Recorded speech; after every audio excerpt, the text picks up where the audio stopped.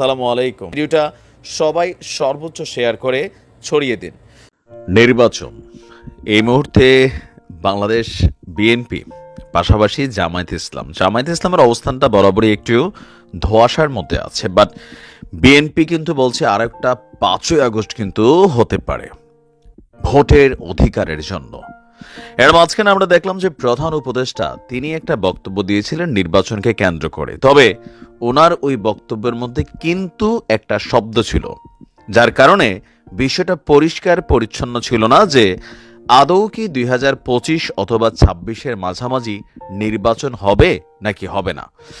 যখন বিএনপির নেতাকর্মীরা মোটামুটি একটু কি বলে যে প্রচারণা চালাচ্ছে যে না 2026-এ তো নির্বাচন হবে, দলকে গোছানোর সময় এসেছে, এরই মাঝখানে আমাদের এই বৈষম্য বিরোধী ছাত্র আন্দোলন থেকে একজন নেতা যিনি এই মুহূর্তে উপদেষ্টা হিসেবে খুবই গুরুত্বপূর্ণ একটা দায়িত্বে আছেন, উপদেষ্টা আসিফের এক বক্তব্যকে ঘিরে আবারও নির্বাচন ইস্যুটাতে নতুন একটা ধোঁয়াশা দেখা দিয়েছে।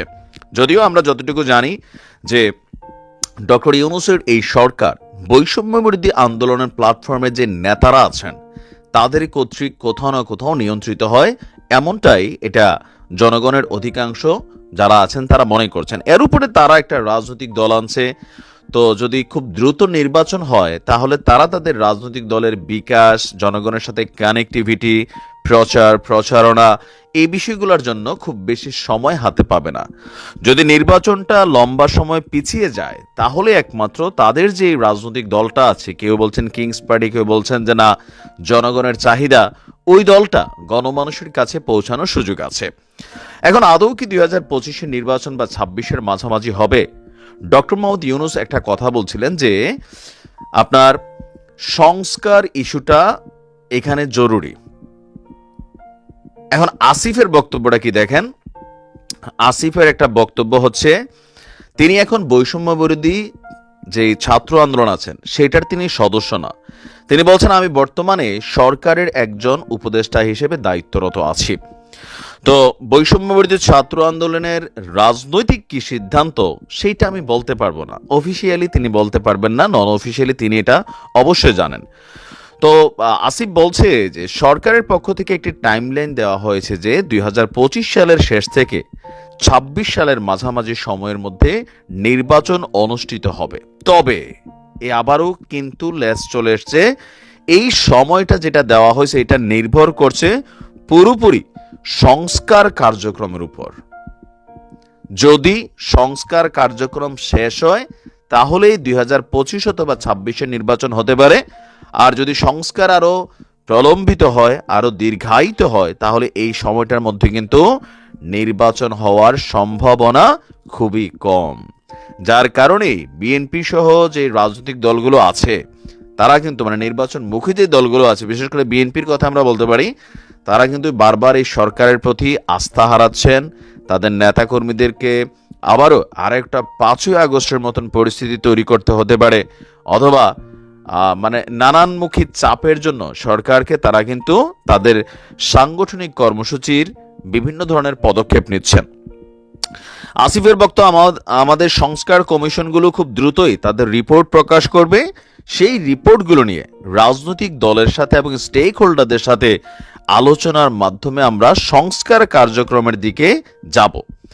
সংস্কার কার্যক্রম বাস্তবায়নের পরেই আমরা নির্বাচনের দিকে যাব। বারবার এই সংস্কার ইস্যুটাই মিডলে চলে আসছে।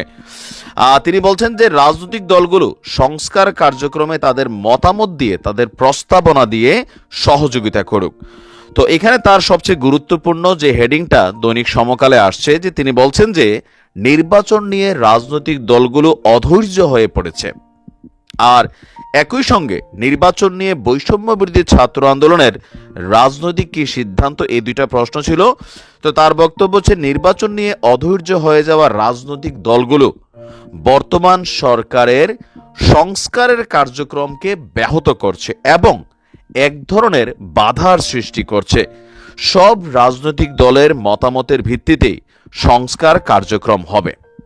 এর আগে উপদেষ্টা নাহিদ তিনিও কিন্তু একটা বক্তব্য দিয়েছিলেন পশ্চিমাদের কাছে সম্ভবত, যে রাজনৈতিক দলগুলো আসলে সংস্কারের পক্ষে, মানে সংস্কারের পথে একটা বাধা হয়ে দাঁড়িয়েছে, তারা অন্তর্বর্তী সরকারকে সহযোগিতা করছে না। আর এটা নিয়ে বিএনপির পক্ষ থেকে খুব স্পষ্ট ভাষায় আপনার নাহিদকে কিন্তু তার বক্তব্যটা প্রত্যাহারের জন্য বলা হয়েছিল।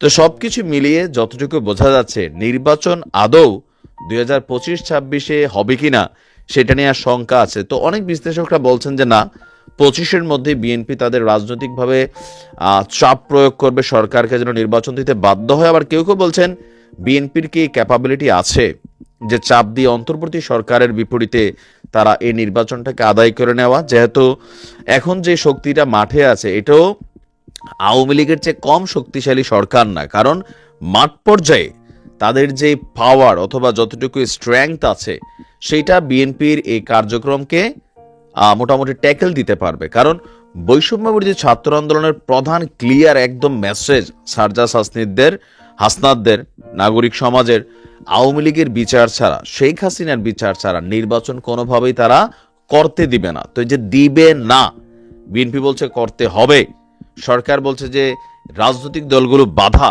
জামাত বলছে যে আমরা সংস্কারের জন্য সময় দিতে প্রস্তুত আছি। তো বিএনপি এখানে মেইন ফ্যাক্টর।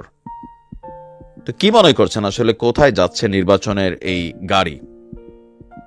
সময় বলে দেবে। আসসালামু আলাইকুম।